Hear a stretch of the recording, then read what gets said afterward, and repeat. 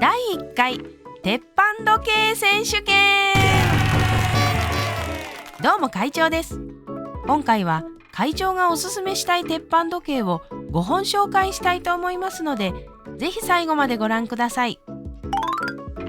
さて、今回会長はこちらの条件で時計を選んでみました。一言で言えば鉄板です。どれを買っても間違いないというものばかりなので全力でおすすめします。ちなみに今回紹介する時計はそれぞれ別の動画で詳しく話したいと思いますので、気になった時計があればそちらもぜひ合わせてご覧ください。では早速おすすめしたい鉄板時計1本目はこちら、ジャガールクルトのレベルソトリビュートスモールセコンドです。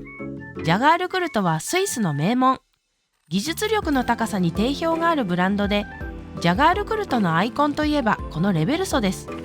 この時計の最大の特徴は名前の由来にもなっているケースが反転するというギミック。これはポロという競技をする際に風防が割れない時計が欲しいというオーダーに応えるためにできたものなんです。ルーツはスポーツウォッチなんですが、今やドレスウォッチの定番となった面白いモデルです。そんなレベルソ、デザインやサイズ違いなどいろいろ種類があるんですが、このレベルソトリビュートスモールセコンドが使いやすくていいんじゃないかと思います。ドーフィンバリとバーインデックスが3例仕上げの文字盤に生えていて、プラスチックでありながら高級感もあり、すごくいいです。ムーブメントは手巻きのものなんですが、角型の時計に合う古典的なレイアウト、意匠になっていて、時計好きの心に刺さる紛れもない名機だと思います。まさに見た目よし中身よしのレベルソ。レベルサーの会長としてはまず真っ先におすすめしたい時計です。ではおすすめしたい鉄板時計2本目はこちら、カルティエのサントス・ドゥ・カルティエです。カルティエといえばご存知ジュエリーブランドですが、そのカルティエのメンズウォッチといったらまず名前が挙がるのがサントスではないでしょうか。サントスの歴史は、飛行士のサントスさんが飛行機の操縦中でも時間を確認しやすい腕時計をカルティエにオーダーしたところから始まっています。そしてこの時計、忘れてならないのは1911年に世界で初めて市販された腕時計ということです。そんな歴史あるサントスですが、2018年に現行のサントス・ドゥ・カルティエに生まれ変わりました。文字盤のデザインはザ・カルティエなんですが、ベゼルやケースの形状が変わったことでラグスポ感が出て、会長的にはかなりいいモデルチェンジだったと思っています。それとこの時計は革ベルトがセットになっていて、工具なしでベルト交換ができるので簡単に雰囲気を変えることができます。なのでドレスからカジュアルまで幅広いシーンで使えて、汎用性という意味ではこれ以上の時計はないと思います。さらに機能的にも防水性、耐磁性能も高く、とにかく使いやすい時計と言えます。ちなみにサントスはサイズが2種類あって、小さい方はノンデイト、大きい方はデイト表示がありますが、会長は圧倒的に小さい方をおすすめします。このサイズ感の時計が最近はあまりないので、小さいサイズを探している方にとっては選択肢に入るいい時計だと思います。ではおすすめしたい鉄板時計3本目はこちら、ロレックスのエクスプローラー1です。これも説明不要ですね。誰もが知っている時計ブランドロレックス。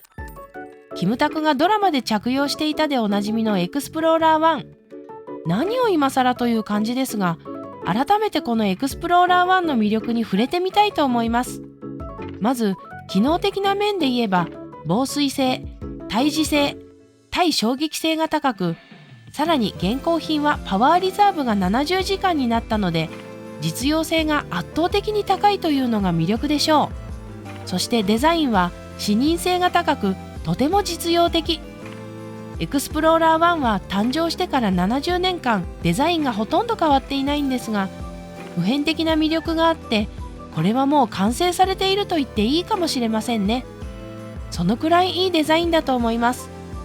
ケースサイズも 36mm に回帰して、このくらいのサイズ感はとてもいいです。実用性の高さという意味では最高の時計です。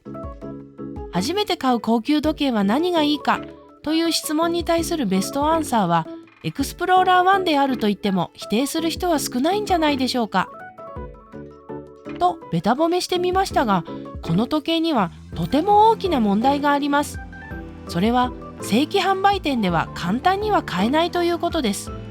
そのため並行価格が定価より高くなっています。手に入れるのが難しいですが、それでもぜひ一度手に取ってほしい一本です。ではおすすめしたい鉄板時計4本目はこちら。 IWC のポルトギーゼオートマティック40です。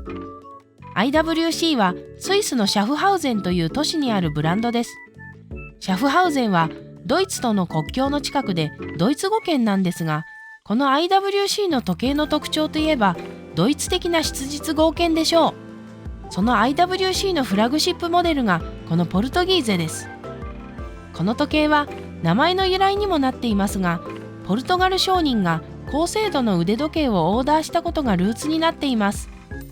そしてこの時計、サイズが 40.4 ミリとやや大きいのですが、それには理由がありまして、オリジナルのポルトギーゼには精度の高い懐中時計のムーブメントが使われていました。その名残がこのサイズに現れています。とはいえ最近の腕時計は大型化していますので、これくらいのサイズがちょうどいいという方も多いのではないでしょうか。そしてデザインはご覧の通り実にシンプルでクラシック。さらにベゼルが薄いので文字盤が大きく、サイズ以上の存在感があります。それでいて間延びしていないのが本当に素晴らしいと思います。ちなみにステンレスの場合は色展開が3色あるんですが、それぞれ違った魅力があって選ぶのが本当に悩ましいんです。このくらいのサイズ感の時計が好みの方にぜひおすすめしたい時計です。では最後におすすめしたい鉄板時計5本目はこちら。グランドセイコーの SLGH005 です。グランドセイコーは我が祖国日本が誇る時計ブランドで、この SLGH005 通称白樺は2021年に発売されたモデルです。この時計、定価が104万5000円とグランドセイコーの中では高い方なんですが、グランドセイコーが好きな方は絶対これにすべきだと言い切れるくらい素晴らしい時計です。まずデザインなんですが、グランドセイコーのデザインは硬いというか、どれもかっちりしているという印象が強いんですが、この白樺の最大の特徴である白樺林をイメージして作られた文字盤がいいアクセントになっています。きらびやかで程よく柔らかなイメージを与えているところが実にいいと思います。さらにムーブメントは設計時にデザイナーが入っていて、いつまでも見ていられるほど綺麗なものになっています。それだけではなく、機能面は新しく開発された脱震機を積んでいて、それによってハイビートでありながら80時間のロングパワーリザーブを実現するというグランドセイコーらしい実用性の高いスペックになっています。この時計を一言で表すとすれば神コスパではないでしょうか。このクオリティの時計をこの値段で出せるブランドは他にないと思います。ケース、文字盤、ムーブメントが本当に綺麗に仕上がっていて、この価格でこの時計を手にすることができるのは奇跡です。さすが我らがグランドセイコー。これはグランドセイコーの中でも出色の出来だと思いますので、ぜひ候補の一本に入れていただきたいと思います。ということで今回は会長がおすすめしたい鉄板時計を5つ紹介しました。実は今回の時計を選ぶにあたってだいたい70万円前後で買えるものを紹介しようと思っていましたが、いつの間にかどれもすごい値上げされていて、このような価格帯になってしまいました。今に始まったことではありませんが、どんどん時計が買いにくくなってしまって残念です。